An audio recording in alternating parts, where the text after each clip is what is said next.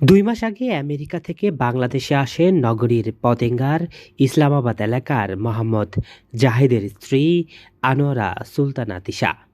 এই ২ মাস স্বামী জাহেদকে আমেরিকা নিয়ে যাওয়ার প্রস্তুতি চালাচ্ছিলেন তিশা। প্রস্তুতি প্রায় শেষ দিকে। ঈদের পরেই দম্পতি উড়াল দিতেন আমেরিকায়। কিন্তু ভাগ্যের কি নির্মম পরিহাস! মঙ্গলবার রাত ১০টার দিকে পতেঙ্গা থানাধীন স্টিল বাজার এলাকায় এক সড়ক দুর্ঘটনায় কেড়ে নেয় তৃষার প্রাণ।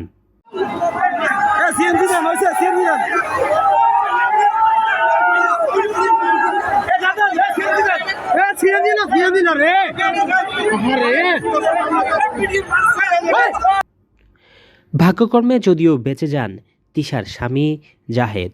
রাত ১০টার দিকে স্বামী জাহেদকে বাইকের পেছনে বসে শপিং মলে যাচ্ছিলেন তিশা, কিন্তু স্টিল মিল বাজার এলাকায় কাচ্চিডাইন ও বনফুলের সামনে পৌঁছলে এক লরির ধাক্কায় মৃত্যু হয় তিশার।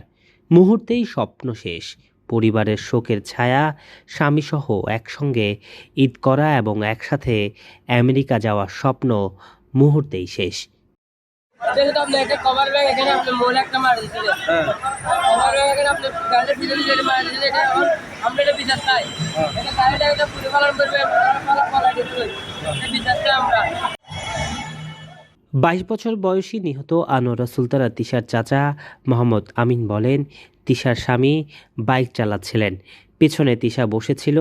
বনফুলের সামনে পৌঁছলে এক লরি তাদের বাইককে ধাক্কা দিলে আমার ভাতিজি মারা যান। এরকম মৃত্যু কোনো রকমই মেনে নিতে পারছি না। তারা ঈদের পর স্বামীসহ আমেরিকায় যাওয়ার প্রস্তুতি নিচ্ছিলেন। তিশা যেখানে ভালো জব করত, স্বামীকেও নিয়ে যাওয়ার প্রস্তুতি শেষ করেছিল, কিন্তু ভাগ্যে সব কিছু এলোমেলো করে দিল। নিউজ ডেস্ক, দৈনিক আজাদী।